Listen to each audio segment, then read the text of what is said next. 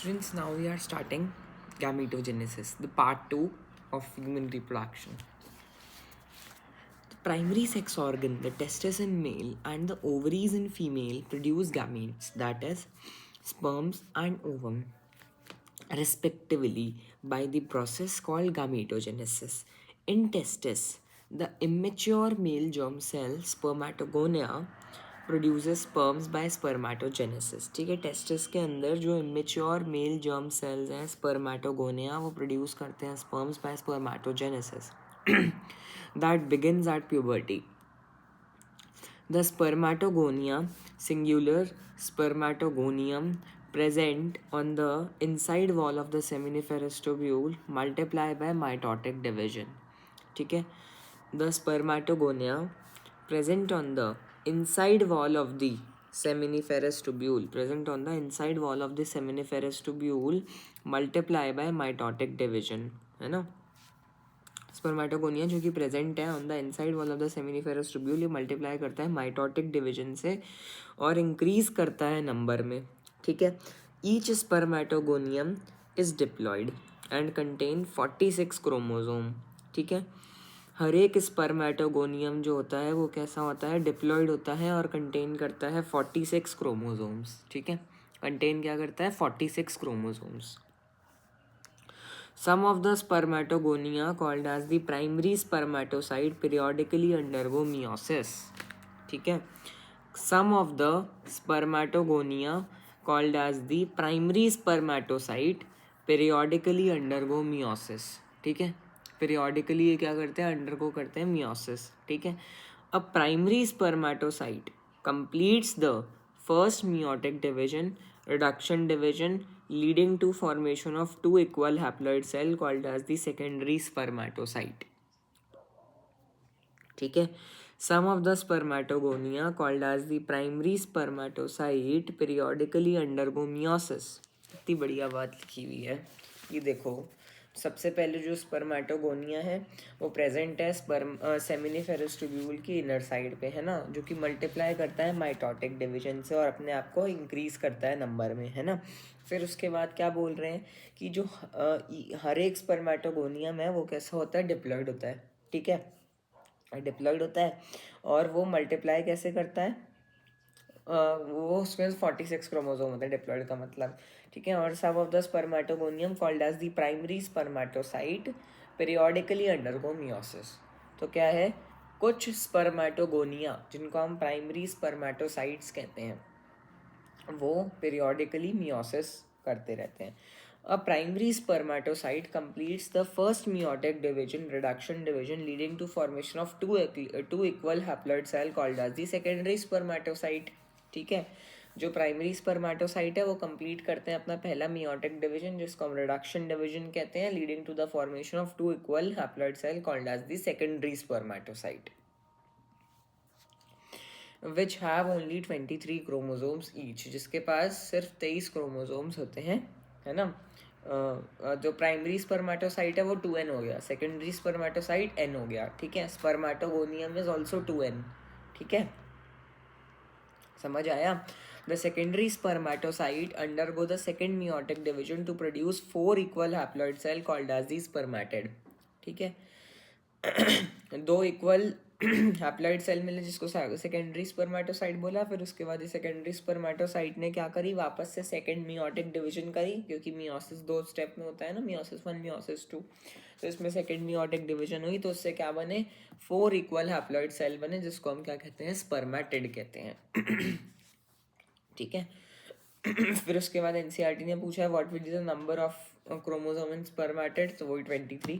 ठीक है, the spermatids are transformed into spermatozoa which is the sperms by the process called spermiogenesis. ठीक है, तो प्रोसेस ऑफ स्पर्मियोजेनेसिस से जो स्पर्मेटिड्स होते हैं, है ना, ये ट्रांसफॉर्म हो जाते हैं स्पर्मेटोजोआ के अंदर which is sperm by the process called spermiogenesis. ठीक है, after spermiogenesis sperm head become embedded in the Sertoli cell.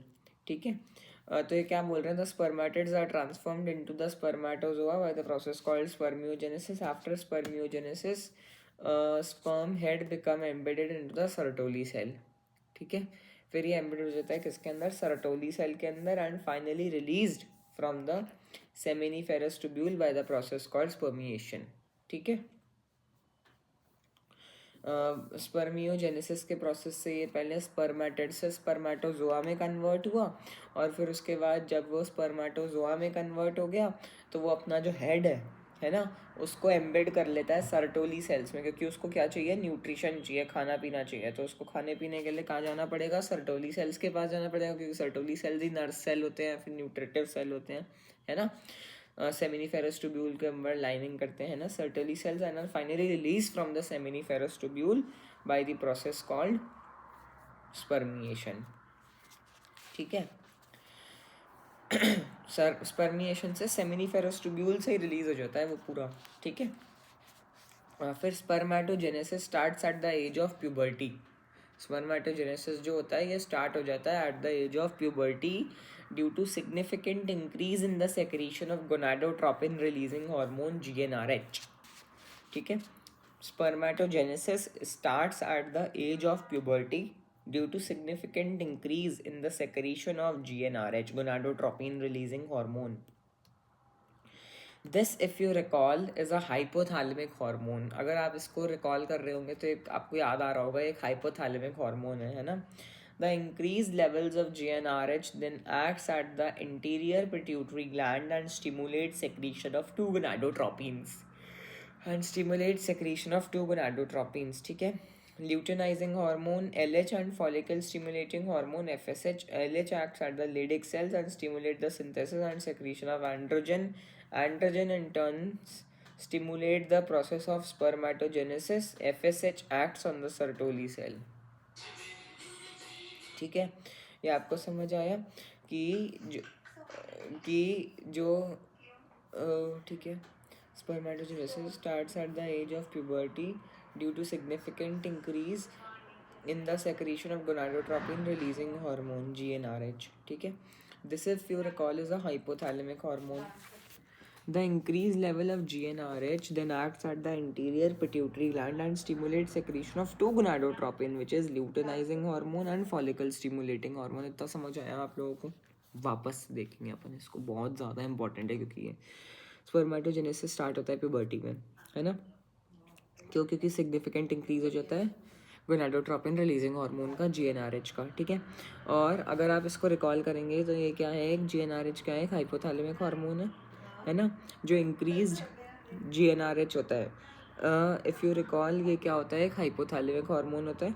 Increased levels जो होते हैं GnRH के, है ना, एक्ट करते हैं एंटीरियर पिट्यूटरी ग्लैंड के ऊपर, है ना, इंटीरियर पिट्यूटरी ग्लैंड के ऊपर पढ़ा होगा, न्यूरो हाइपोफाइसिस और पार्स नर्वोसा, पार्स डिस्टालिस, याद होगा सब कुछ, केमिकल कंट्रोल एंड कोऑर्डिनेशन में पढ़ा था, है ना। GnRH acts at the interior pituitary gland, है ना, और ये स्टिमुलेट करता है secretion of two gonadotropin. GnRH ने एक्ट करा इंटीरियर पिट्यूटरी के ऊपर, है ना, और क्या करा, दो हार्मोन सेक्रेट करे, luteinising hormone and follicle stimulating hormone, है ना। LH ने एक्ट करा किसके ऊपर, लेडिक सेल के ऊपर, और स्टिमुलेट करा synthesis and secretion of androgen, ठीक है। एंड्रोजन ने इन टर्न स्टिमुलेट करा प्रोसेस ऑफ स्पर्मेटोजेनेसिस। समझ आ गया क्या इतना, है ना, कि एंटीरियर पिट्यूटरी ग्लैंड ने स्टिमुलेट करा दो सेक्रेशन, LH और FSH, है ना, और LH ने एक्ट करा लेडिक सेल के ऊपर और स्टिमुलेट करा synthesis and secretion of androgen, है ना। एंड्रोजन ने इन टर्न स्टिमुलेट करा द प्रोसेस ऑफ स्पर्मेटोजेनेसिस, ठीक है, इतना समझ आया। FSH acts on the Sertoli cell and stimulates, FSH जो है वो एक्ट करता है किसके ऊपर, सर्टोली सेल्स के ऊपर, और स्टिमुलेट करता है secretion of some factor which help in the process of spermiogenesis. क्या बताया था अभी मैंने आपको, स्पर्मियोजेनेसिस, जल्दी से बोलेंगे। Spermiogenesis is the transformation of secondary spermatocyte into, मतलब स्पर्मेटिड इनटू स्पर्मेटोजोआ। देख लेंगे वापस, है ना, यही बताया था मैंने आपको, स्पर्मियोजेनेसिस process जिससे spermatida transformed into, ठीक है, और LH act on the Leydig cells and stimulate the synthesis and secretion of androgen. Androgen in turn stimulate the process of spermatogenesis, ठीक है. FSH acts on the Sertoli cell and stimulates the secretion of some factor which help in the process of spermiogenesis, ठीक है. इतना समझ आ गया आपको? Let us examine the structure of a sperm. It is a microscopic structure composed of a head, neck and middle piece and tail, ठीक है. A plasma membrane envelops the whole body of the sperm. The sperm head contains an elongated haploid nucleus, the interior portion of which is covered by a cap-like structure called as the acrosome, ठीक है. इतना समझ आया आप लोगों को कि हम अब एग्जामिन करते हैं कि स्ट्रक्चर किसका है, स्पर्म का. ये क्या होता है, एक माइक्रोस्कोपिक स्ट्रक्चर होता है which is composed of a head, neck और मिडल पीस, ठीक है, और एक टेल होता है उसके अंदर, है ना. एक प्लाज्मा मेम्ब्रेन जो कि एनवलप करती है होल बॉडी किसकी, पूरी स्पर्म को. The sperm head contains the elongated haploid nucleus. जो स्पर्म का हेड होता है इसमें क्या होता है, एलोंगेटेड हैप्लॉइड न्यूक्लियस होता है ना. जो इंटीरियर पोर्शन होता है इसका वो कवर्ड होता है एक कैप लाइक स्ट्रक्चर से जिसको हम एक्रोजोम कहते हैं. The interior portion of the head is covered by the interior portion of the cap like structure called as the acrosome, है ना. The acrosome is filled with the enzyme that helps fertilization of the ovum, है ना. जो acrosome होते हैं ये filled with होते हैं एंजाइम से जो कि हेल्प करते हैं फर्टिलाइजेशन के ओवम में, है ना. और फिर उसके बाद जो मिडिल पीस होता है वो पजेस करता है न्यूमरस माइटोकॉन्ड्रिया जो कि हेल्प करता है एनर्जी प्रोडक्शन के अंदर, है ना. समझ आया आपको? For the movement of the tail that facilitate sperm motility and essential for fertilisation, ठीक है. ये फैसिलिटेट करता है स्पर्म की मोटिलिटी जो कि एसेंशियल होता है फॉर किसके लिए, ठीक है. ओके ओके ओके एकदम सही बात है. एसेंशियल फॉर फर्टिलाइजेशन, है ना. मोटिलिटी जो है वो एसेंशियल है फर्टिलाइजेशन के लिए. The human male ejaculates about 200 to 300 million sperms during a coitus, for which at least 60% of the sperms must have normal shape and size. At least 40% of them must show vigorous motility, ठीक है. आपको इतना समझ आया. फिर उसके बाद क्या है, sperms release from the seminiferous duct. Seminiferous tubules are transported by the accessory duct, ठीक है. जो स्पर्म रिलीज होते हैं सेमिनिफेरस ट्यूब्यूल से ये ट्रांसपोर्टेड होते हैं to the accessory duct. Secretion of the epididymis, vas deferens. Secretion किसके, एपिडिडाइमस के. वास्ट डिफरेंस के सेमिनल वेसिकल के और प्रोस्टेट के एसेंशियल है for the maturation and the motility of the sperm, ठीक है. Secretion of epididymis, vas deferens, vas deferentia, seminal vesicle, ये सारे के सारे इनके सबके सेक्रीशंस जो हैं वो इम्पॉर्टेंट हैं for the maturation and motility of the sperms, ठीक है. फिर जो सेमिनल वेसिकल है ना, seminal plasma along with the sperms constitute the semen, ठीक है. Seminal plasma along with the sperms constitute the semen, ठीक है. The functions of the male sex accessory duct and gland are maintained by the testicular hormone जिसको हम क्या कहते हैं, androgen कहते हैं, ठीक है. आपको इतना समझ आया, ठीक है. ये हो गई अपनी बात किसकी, इसको वापस देखते हैं एक बार. जो स्पर्म्स रिलीज होते हैं from the seminiferous tubule, seminiferous duct, ये secretions of epididymis, vas deferens, seminal vesicle and prostate are essential for maturation and motility of the sperm, ठीक है. जो सेमिनल प्लाज्मा होता है along with the sperm constitute the semen, ठीक है.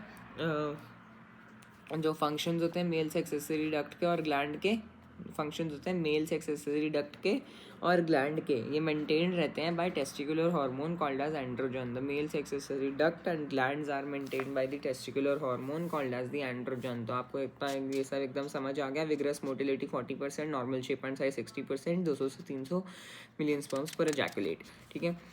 फिर उसके बाद एक्रोजोम जो होता है कैसा होता है, एंजाइम फिल्ड होता है. इंटीरियर पोर्शन के ऊपर कैप लाइक स्ट्रक्चर होता है जो कि हेल्प करता है फर्टिलाइजेशन के अंदर. और जो मिडिल पीस होता है उसमें माइटोकॉन्ड्रिया होते हैं खूब सारे जो कि एनर्जी प्रोवाइड करता है मूवमेंट और मोटिलिटी ऑफ द स्पर्म के लिए, ठीक है.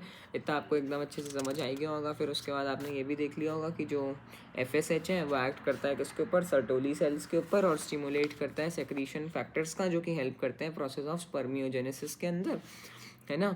और आपने ये भी देख लिया होगा LH जो है एक्ट करता है लेडिक सेल के ऊपर, स्टिमुलेट करवाता है सिंथेसिस ऑफ एंड्रोजन जो कि वो इन टर्न करवाते हैं प्रोसेस ऑफ स्पर्मेटोजेनेसिस, है ना. तो स्पर्मेटोजेनेसिस कौन करवाता है, लेडिक सेल्स, और स्पर्मियोजेनेसिस कौन करवाते हैं? Sertoli cells. ठीक है, आपको इतना अच्छे से याद रखना है। और जो GnRH है वो सबसे पहले एक्ट करता है इंटीरियर पिट्यूटरी के ऊपर और स्टिमुलेट करता है LH और FSH को, है ना। ठीक है, आपको ये सब समझ आ गया। और स्पर्मिएशन क्या होता है? जो सर्टोली सेल से क्या निकल जाते हैं, जो स्पर्म्स एम्बेड हुए थे सर्टोली सेल में वो बाहर निकल जाए तो उसको हम क्या कहते हैं? स्पर्मिएशन कहते हैं। ठीक है, आपको इतना अच्छे से समझ आ गया। और आपको ये भी याद रखना है कि जो सबसे पहले अपना पास क्या होता है? स्पर्मेटोगोनिया होता है। स्पर्मेटोगोनिया सबसे पहले माइटोटिक डिवीजन से स्पर्मेटोगोनिया को बढ़ाता है। फिर उसमें से कुछ सेल जो होते हैं वो प्राइमरी स्पर्मेटोसाइट बनते हैं, जो कि 2n होते हैं, 46 क्रोमोसोम होते हैं। फिर उसमें क्या होता है? मियोटिक डिवीजन 1 होता है, जिससे सेकेंडरी स्पर्मेटोसाइट बनता है, जो कि 23 होता है, वो जो कि n होता है। और फिर उसके बाद वो सेकेंडरी स्पर्मेटोसाइट के अंदर मियोसिस 2 होता है, जिसमें क्रोमोसोम नंबर सेम रहता है, बस जो उसका कंटेंट है वो डिवाइड होता है। तो उसमें फिर 4 बन जाते हैं जो कि स्पर्मेटिड होते हैं, जो कि उसकी भी जो वो होती है, वो उसमें भी 23 क्रोमोसोम्स प्रेजेंट होते हैं, है ना। फिर उसके बाद जो स्पर्मेटिड्स हैं वो स्पर्मियोजेनेसिस के प्रोसेस से किस में ट्रांसफॉर्म हो जाते हैं? स्पर्मेटोजोआ में। और फिर उसके बाद वो स्पर्मेटोजोआ सर्टोली सेल्स के, जो स्पर्मेटोजोआ का हेड होता है वो सर्टोली सेल्स के अंदर एम्बेड हो जाता है न्यूट्रिशन के लिए। फिर उसके बाद वो जो सर्टोली सेल से जब वो न्यूट्रिशन ले लेता है तो फिर उसके बाद वो सेमिनिफेरस ट्यूब्यूल से बाहर निकलता है, और उस प्रोसेस को हम क्या कहते हैं? स्पर्मिएशन कहते हैं। ठीक है, इतना आप लोगों को अच्छे से समझ आ गया। फिर उसके बाद हम आते हैं the process of formation of a male gamete is called as oogenesis, है ना।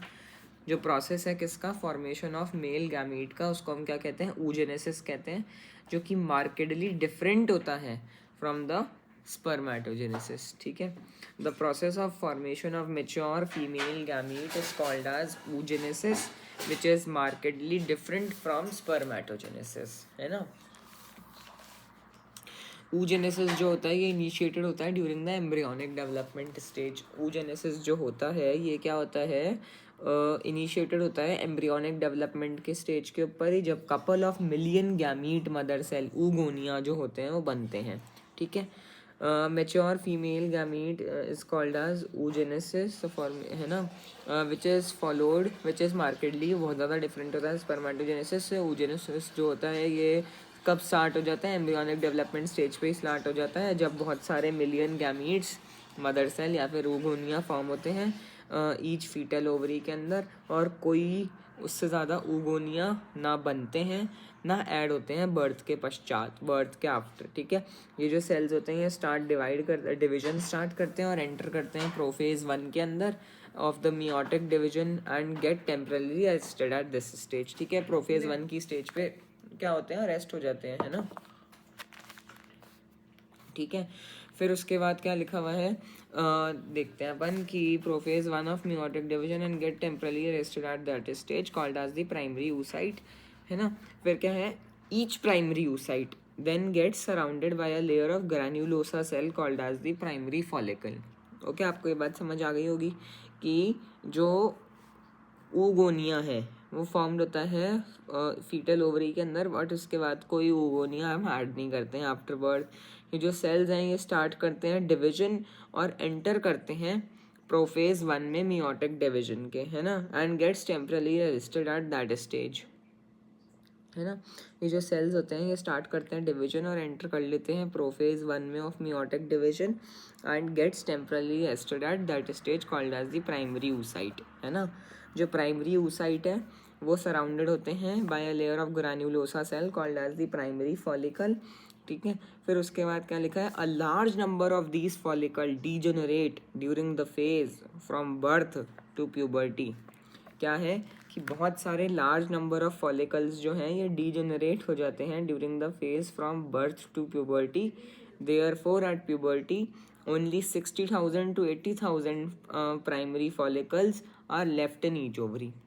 इतना आपको अच्छे से समझ आ गया कि एंटर करते हैं प्रोफेज 1 में मियोटिक डिवीजन के और टेम्पररी वहाँ पे अरेस्ट हो जाते हैं called as a primary oocyte, और ईच प्राइमरी oocyte फिर उसके बाद सराउंड हो जाता है by a layer of granulosa cell जिसको हम प्राइमरी फॉलिकल कह देते हैं फिर, है ना।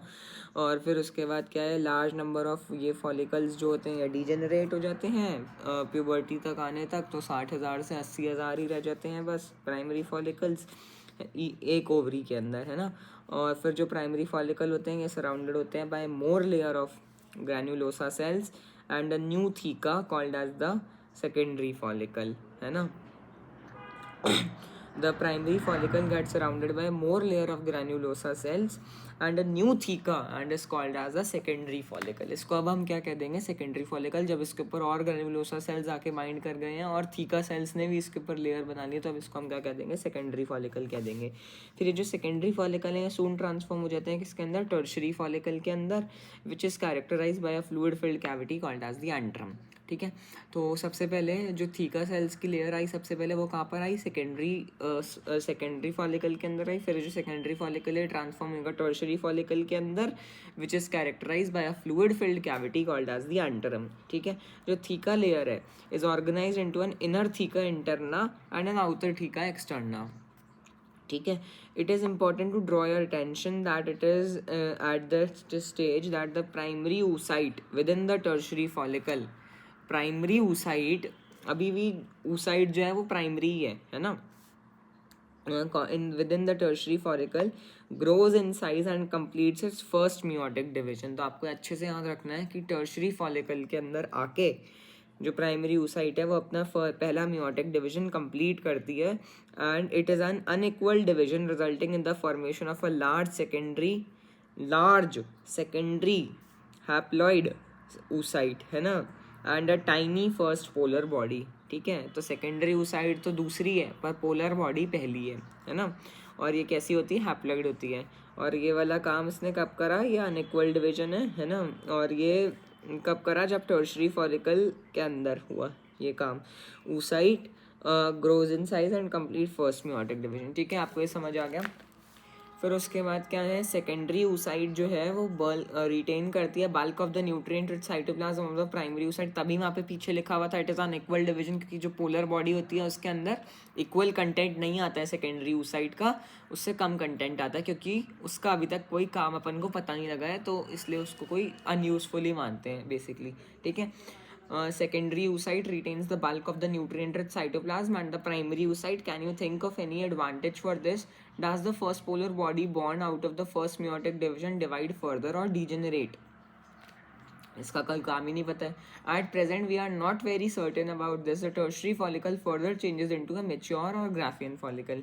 ठीक है. जो टर्शरी फॉलिकल है वो क्या हो जाता है, फिर मेच्योर और ग्राफियन फॉलिकल के अंदर चेंज कर जाता है. जो सेकेंडरी oocyte है वो फॉर्म करती है a new membrane called as the zona pellucida. ठीक है. फिर जो सेकेंडरी oocyte है वो फॉर्म करती है एक न्यू मेम्ब्रेन जिसको हम क्या कहते हैं, जोना पेल्यूसिडा कहते हैं, है ना. surrounding it the Graafian follicle now ruptures to release the secondary oocyte ovum from the ovary by the process called ovulation. ठीक है. जब ये टर्शरी फॉलिकल से ग्राफियन फॉलिकल बन गया तो इसमें क्या हुआ, है ना, मेच्योर फॉलिकल बन गया जिसको हमने ग्राफियन फॉलिकल बोला. और ये जो सेकेंडरी oocyte थी इसने तब क्या कर ली, एक जोना पेल्यूसिडा की मेम्ब्रेन बना ली अपने अराउंड. और फिर उसके बाद ये ग्राफियन फॉलिकल क्या होता है, रप्चर होता है, जिससे क्या हो जाता है, रिलीज हो जाता है secondary oocyte ovum from the ovary, जिस प्रोसेस को हम ओव्यूलेशन कहते हैं. ठीक है. फिर उसके बाद क्या है, डायग्रामेटिक रिप्रेजेंटेशन जो दिखा रखे हैं oogenesis के, इसको हम देखेंगे. सबसे पहले प्राइमरी फॉलिकल, फिर उसके बाद tertiary follicle showing antrum, Graafian follicle, ovum, rupture, corpus luteum बन गया. फिर जो ग्राफियन फॉलिकल वो बचा ना ओवम निकलने के बाद, वो पूरा ट्रांसफॉर्म हो गया कॉर्पस ल्यूटियम में, फिर वो कॉर्पस अल्बिकेंस में, और फिर उसके बाद क्या हो जाता है, शेडिंग. ठीक है. फिर उसके बाद हम सबसे पहले बात करते हैं स्पर्मेटोगोनिया. बताया आपको 46 होते हैं एट प्यूबर्टी. इसमें माइटोटिक डिफरेंशिएशन हुआ तो बने प्राइमरी स्पर्मेटोसाइट. प्राइमरी स्पर्मेटोसाइट में पहला मियोटिक डिवीजन हुआ. ये अभी भी क्या है बताएंगे, 46 क्रोमोसोम वाले हैं. फिर उसके बाद इसमें पहला मियोटिक डिवीजन होने के बाद सेकेंडरी स्पर्मेटोसाइट बने जो कि 23 क्रोमोसोम वाले हैं. फिर उसके बाद ये मियोसिस 1 था, मियोसिस 1 से बने सेकेंडरी स्पर्मेटोसाइट. मियोसिस 2 से बनेंगे अपने पास स्पर्मेटिड्स, और ये जो इसका भी नंबर कितना होगा 23. और फिर उसके बाद स्पर्मेटिड के स्पर्मियोजेनेसिस से बन जाएंगे स्पर्मेटोजोआ. इसमें भी 23 क्रोमोसोम्स ही रहेंगे. ठीक है. आपको इतना समझ आया. और मैं आपको एक क्वेश्चन देना चाहूँगा. अगर एक क्रोमोसोम के पास 2 स्पर्मेटिड हैं, मतलब मैं बताना चाहूँगा, देखो सुनो, कि हर एक क्रोमोसोम के पास क्या है, 2 क्रोमैटिड्स हैं, है ना. हर एक क्रोमोसोम के पास 2 क्रोमैटिड्स हैं. सो अगर हमारे पास 16 क्रोमोसोम्स हैं तो हमारे पास बताएंगे कमेंट में कितने क्रोमैटिड्स होंगे, है ना। आफ्टर मियोसिस 1 और 2 स्पर्मेटोसाइट रिसीव 8 क्रोमोसोम, ठीक है, 16 क्रोमोसोम्स, ठीक है, इतना समझ आ गया आपको। फिर उसके बाद मैं आपको फिर मैं बताऊंगा ये वाला फीमेल्स के अंदर सबसे पहले उगोनिया होता है, ये माइटोटिक डिफरेंशिएशन करके प्राइमरी oocyte बनाता है, और ये सब काम अभी फीटल लाइफ में हो रहा होता है। फिर उसके बाद उगोनिया से माइटोटिक डिफरेंशिएशन से प्राइमरी oocyte बना, यही उगोनिया भी अभी 46 वाली है और प्राइमरी oocyte भी 46 क्रोमोसोम वाली है, ठीक है। फिर इसमें फर्स्ट मियोटिक डिवीजन कंप्लीट होता है प्रायर टू ओव्यूलेशन, ठीक है, प्रायर टू ओव्यूलेशन कंप्लीट होता है ये, है ना। कब ये प्रोफेज 1 पे बर्थ तक तो अरेस्ट हो जाता है, फिर उसके बाद जब प्यूबर्टी आती है तो वो पहला मियोटिक डिवीजन कंप्लीट करती है ना, प्रायर टू ओव्यूलेशन, ठीक है। फिर उसके बाद क्या बनता है, सेकेंडरी oocyte बनता है और पहली पोलर बॉडी बनती है ना। सेकेंडरी oocyte बनता है और पहली पोलर बॉडी बनती है। सेकेंडरी oocyte जो होती है ये भी आपके पास क्या होती है 23, और फर्स्ट पोलर बॉडी भी आपके पास क्या होती है 23, ठीक है। फिर उसके बाद जब ये सेकेंडरी oocyte बनती है, इससे अपने क्या बन जाता है, ओवम बन जाता है, ठीक है, ओवम बन जाता है। और ये भी इसके पास भी कितने क्रोमोसोम होते हैं, 23 क्रोमोसोम होते हैं, और साथ में क्या बन गए यहाँ पे सेकेंडरी पोलर बॉडी भी बन गई है, ठीक है। तो आपको याद रखना है ovum is 23, secondary oocyte is 23, primary oocyte is 46 and उगोनिया is 46, ठीक है। और ओके, बस इतना ही है इसके अंदर। और ये स्पर्म का आपने डायग्राम ये देख लेना, ये वाला डायग्राम है ना, ये वाला डायग्राम भी देख लेना। और फिर उसके बाद एक ये वाला डायग्राम है, इसमें एनसीईआरटी में थोड़े बहुत चेंजेस करें, तो ये सब बहुत आसान है। Okay, thank you, please like share and subscribe.